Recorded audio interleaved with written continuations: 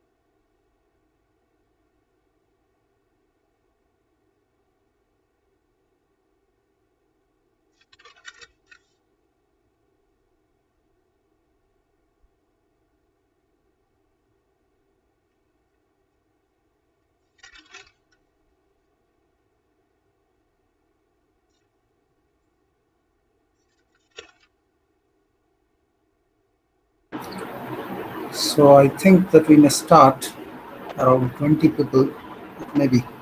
Today is Sunday and we have no other option.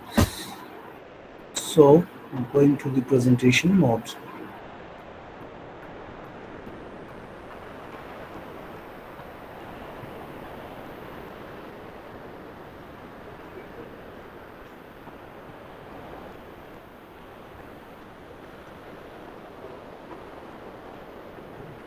Is it visible?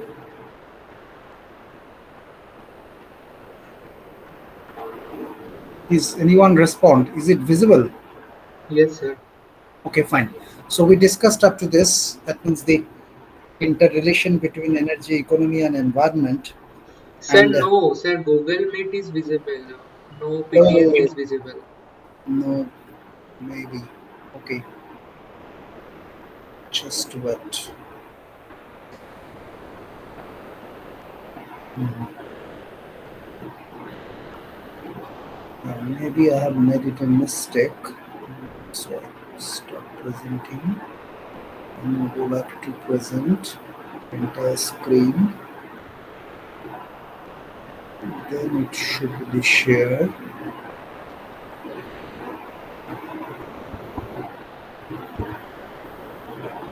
And then now it should be visible, no? Yes, sir. Yes, sir.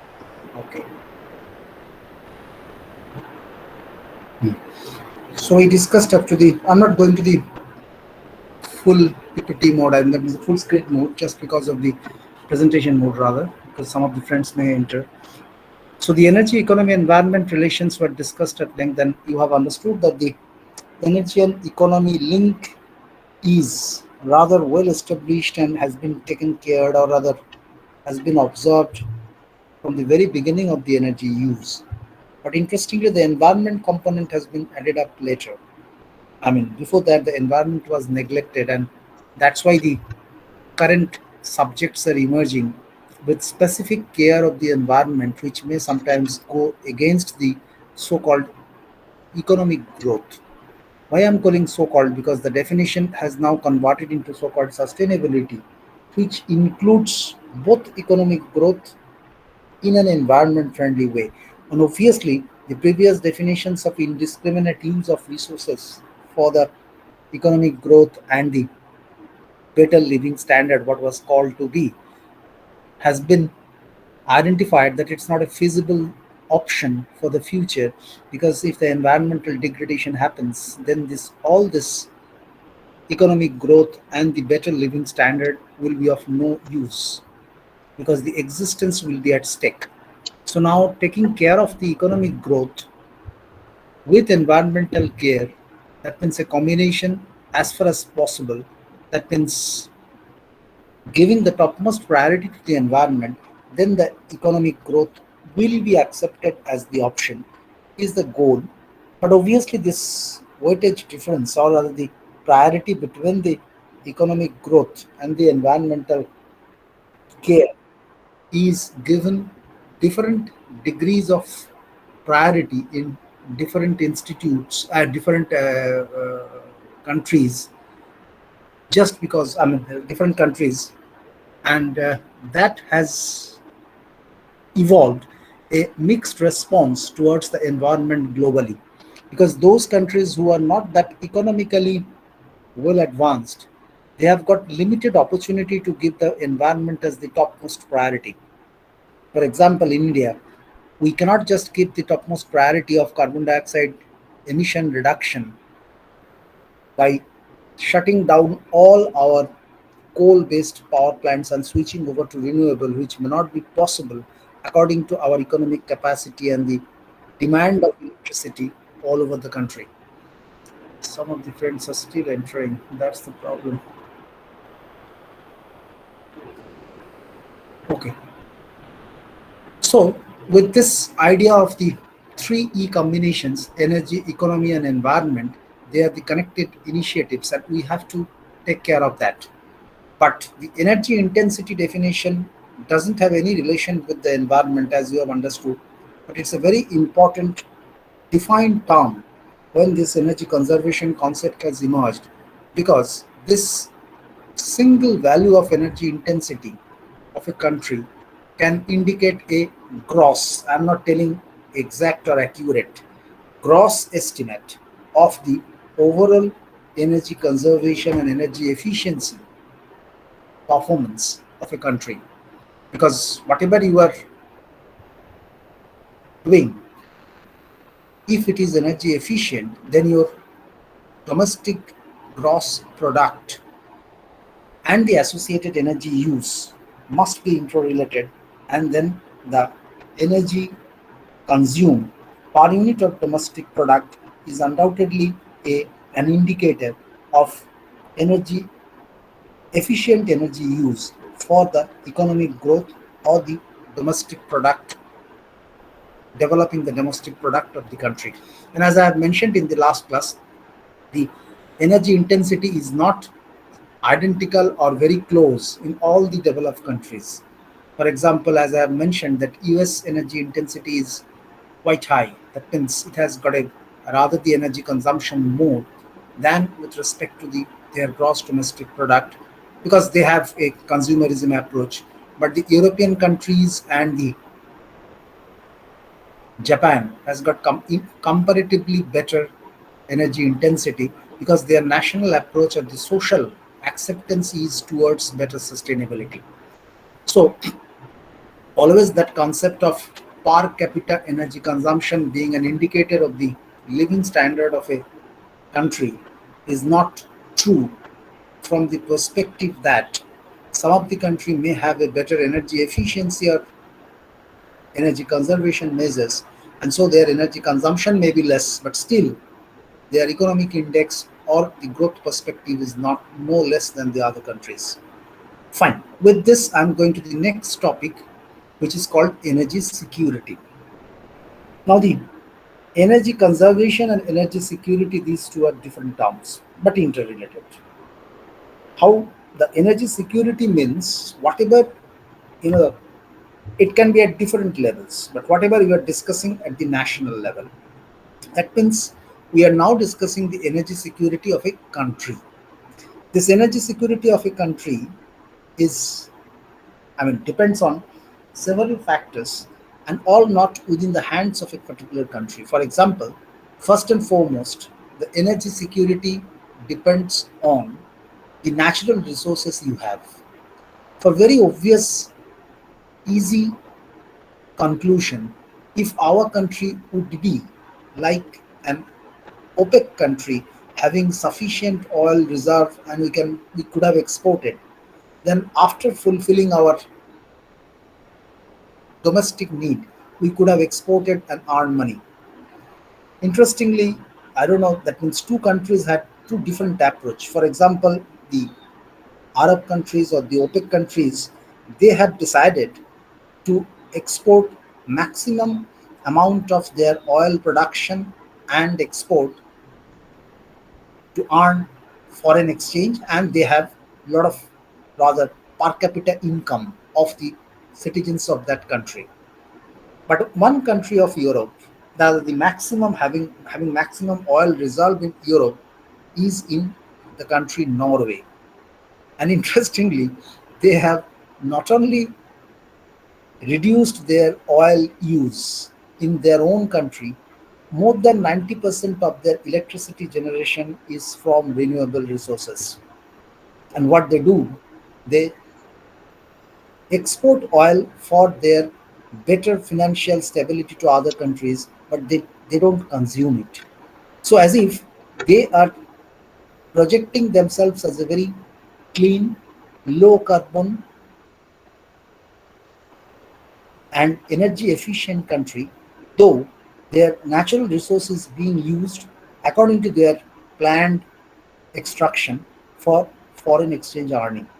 So these two policies are different for the two countries, where one country is completely depending on their natural resources for their own consumption, growth, everything, but the other country has got their options to develop themselves and not depending solely on their natural resource like oil.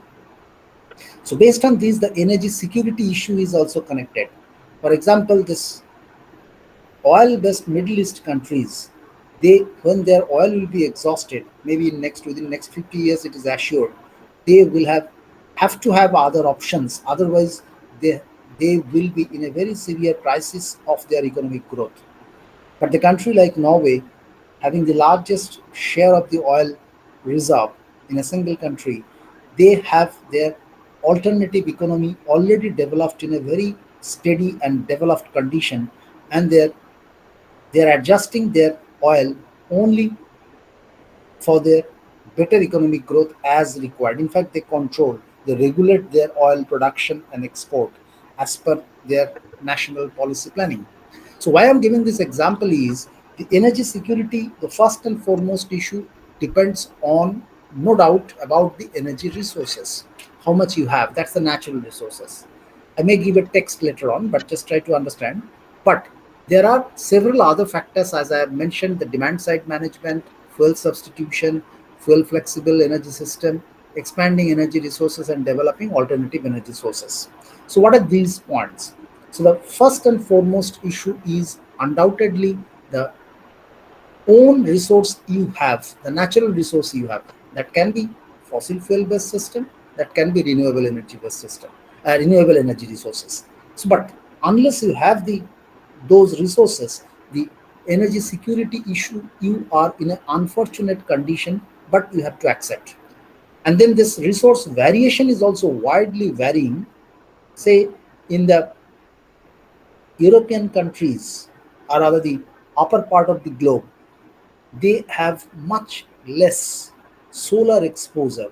But the country like India, they have got much higher solar exposure. So their country specific orientations of the development should be towards more solar based or other renewable energy based, also depend on availability of the solar sunshine.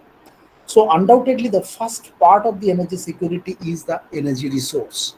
But with in addition to energy resource, you have to adopt some measures to make it more secure, because energy resource availability is not within your control, but that's the given natural option. But what you can take care is the other options to make your country more energy secure. So, as per defined definitions, the continuous availability of energy in all required forms in sufficient quantities at an affordable cost of the people of the country is the defined energy security. So, both are important. That means availability and the at what cost. In fact, if the availability is there but beyond the affordable cost of the people, then it eventually means to the lack of energy security, which actually happened in recently in in Sri Lanka, where the petroleum price was exorbitantly high. So it was not that it is not available. Obviously, that high is due to the crisis, according to the demand and supply gap. But still, it was available, but it was not within the limit of affordability of the local people. So it's a highly energy insecure condition that is prevailing currently in Sri Lanka. So now just write down a small text paragraph. The major factor of energy security is related to the major factor of energy security related to natural resources of a country.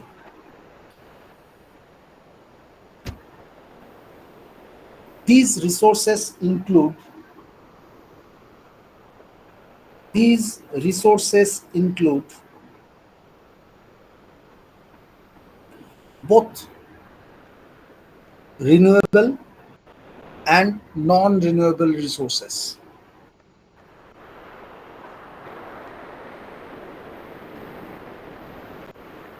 In fact, each country has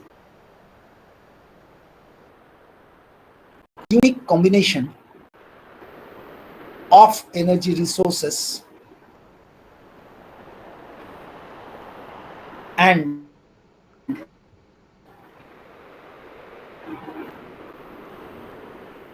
no country has any control over it, and no country has any control over it. Full stop. However, exploring new resources, specifically fossil fuel resources,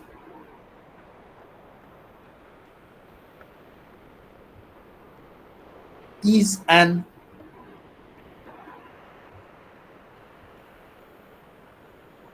option to increase the energy security.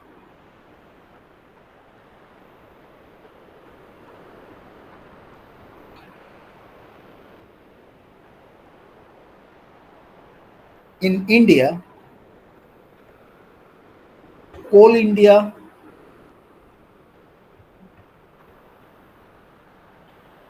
is assigned the task of exploring new coal mines,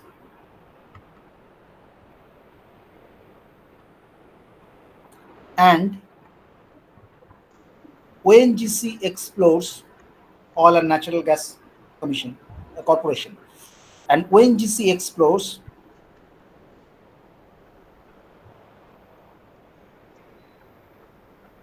oil and natural gas reserves in the country.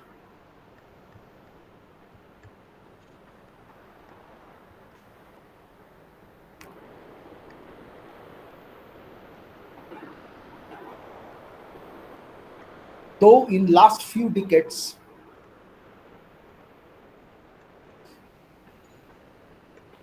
several new coal mines, several new coal reserves, mines তো পরে তৈরি হয়, several new coal reserves have been identified, comma, unfortunately, no significant reserve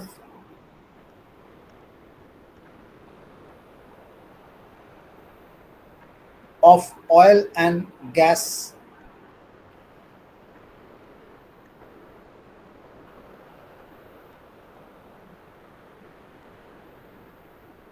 could be identified.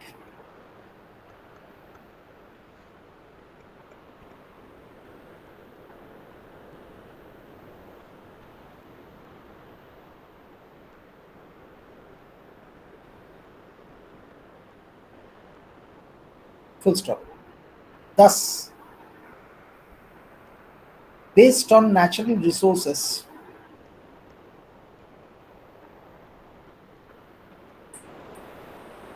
India is quite secured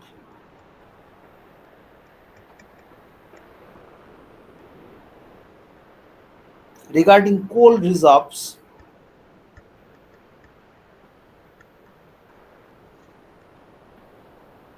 but equally insecure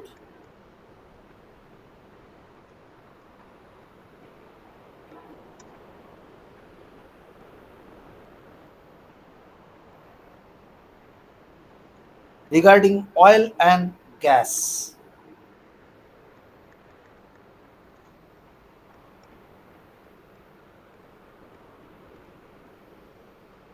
Hence, the national policy planning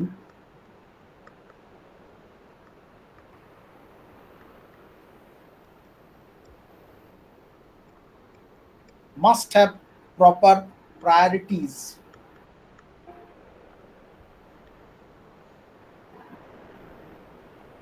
during energy planning.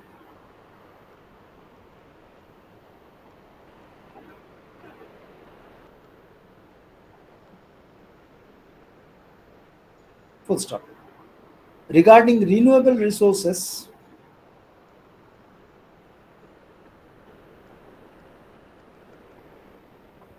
India has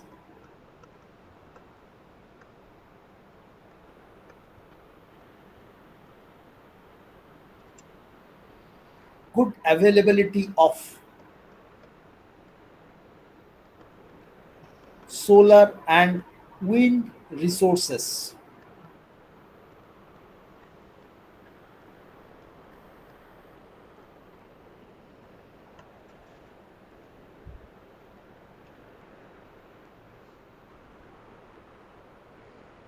Biomass based renewable generation, biomass based renewable generation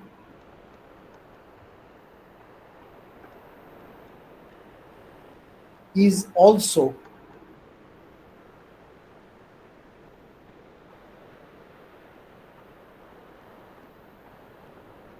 quite possible.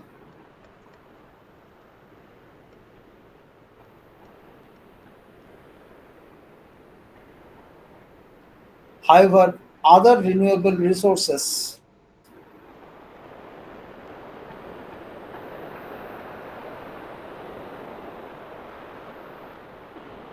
are yet to be proved good enough.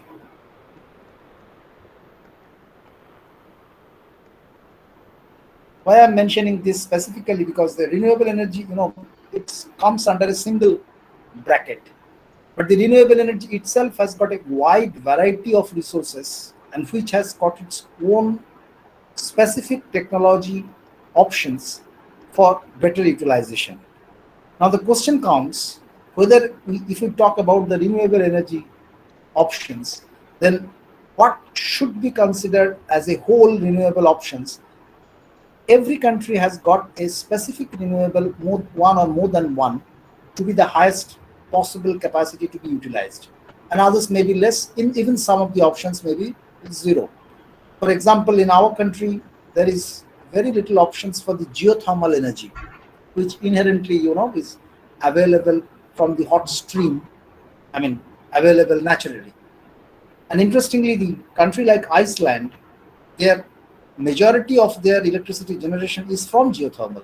So obviously, this wide variations of both non-renewable and renewable resources will force the country to plan accordingly according to their available resources, and incidentally the entire national policy planning has to be guided accordingly. And this is the reason why India has developed its large infrastructure with significant invest for the development of the infrastructure in the coal-based power generation. And in fact, it's a big shock for India, and still it has got a confusing state. In a sense, confusing because it's not possible to adopt the internationally best practices of avoiding coal-based power generation, because currently the world leading countries trend is to reduce the coal-based power generation as fast as possible. But really speaking, Indian confusion is still there, because how much fast it can do. So if it cannot do really, then what is the option? Then you have to take the diplomatic measures for negotiating with the international against the international pressure, and finding out reasons for your own country carbon emission. And that's the thing actually India has done in the climate negotiations, in the name of initially at climate politics and then climate justice. The Indian reason is very clear.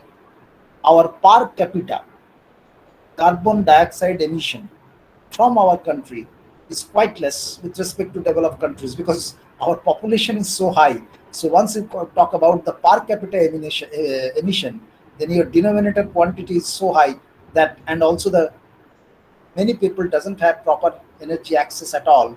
So obviously per capita emission becomes very small. And based on that reasoning, actually, India is fighting that our coal-based system cannot be removed. It has to be, because if you have that particular resource limitations, you also have to fight with your resource, and at least maintaining your economic growth and the support to the people of the country. So as you have identified that with respect to the resources, India's difficult areas and the positive areas are also there, because we have got enough of solar and wind resources as renewable resources. We have got enough of coal reserve, but we are lacking in oil, gas, and other renewable, though the biomass, because being an agricultural country, the biomass resources are estimated to be quite good. Apart from these three, the others are, though there are some research. I mean, in future, obviously, with research and development, undoubtedly some new options may come up.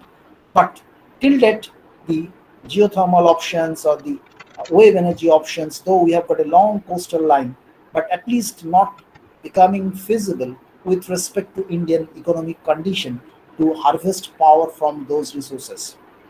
So, with this assessment of the energy security against these energy resources, which is natural, we can only try to explore whether the nature has it or not. But if it is there, you can have a new oil reserve, you can find it out. You can find it out a new gas reserve. But if you don't have it, not given by the nature, you cannot do anything. So what is the option?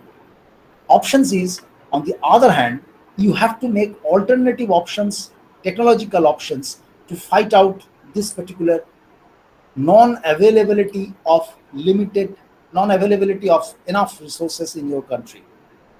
First and foremost, out of these human-made actions that can be done, not naturally given resources, the first important is the DSM, demand side management.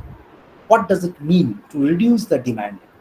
In fact, this demand side management was considered to be the topmost priority aspect Hmm. during the energy conservation, Oh. when the energy conservation was considered to be an international mission. That means, we always say that if you want to make an energy supply, whatever efficient process we adopt, one form of energy cannot be converted for useful 100% conversion. There will be certain conversion efficiency, whatever high it may be. So obviously, if that demand can be reduced, means what? You need less energy generation, means less energy conversion, means obviously automatically better resource conservation. So somehow the reducing the demand is considered to be one of the best possible options of energy conservation, because that helps in all possible options: resource conservation, environmental protection, and the economic investment or other economic loss is not at all there. But this demand side management is, I'll give the text later. Demand side management depends on innovative ideas, and mostly, in spite of that, it depends on the spontaneous social participation of the people of a country. Because if the people of a country are reluctant to adopt or follow the measures of the demand side management, then it is very difficult to implement it successfully. In India, till date, it's a mixed reaction from the people of the country regarding the demand side management.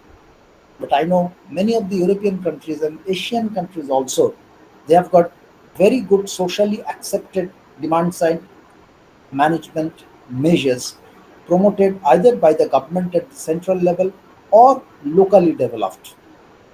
So, what is demand side management? From the name, it is obvious. Just write a small text.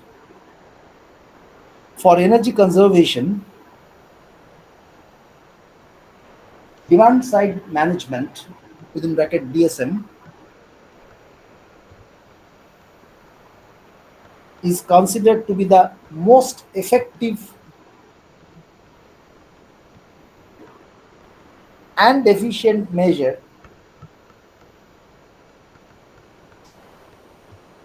as it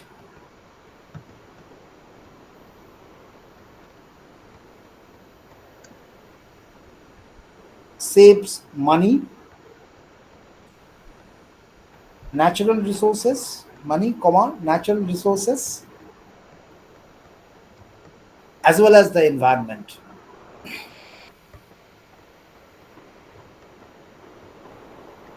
Full stop. DSM is defined as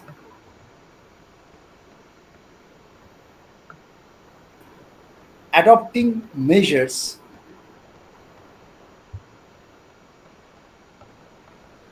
to reduce the energy demand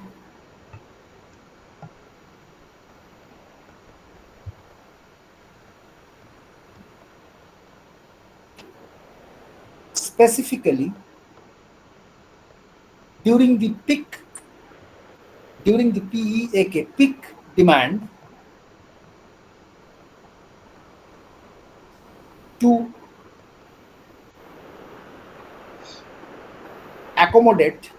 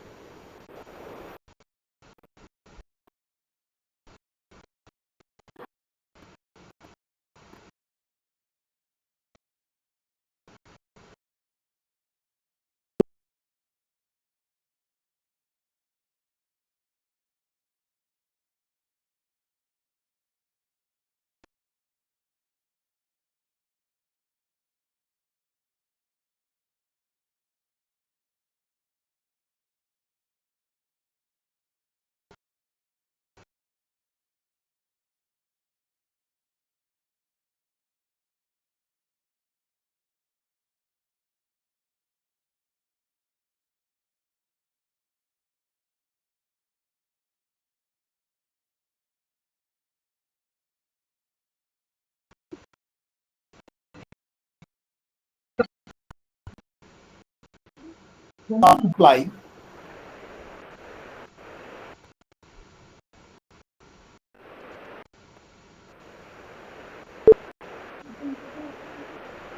বুঝতে পারছি না।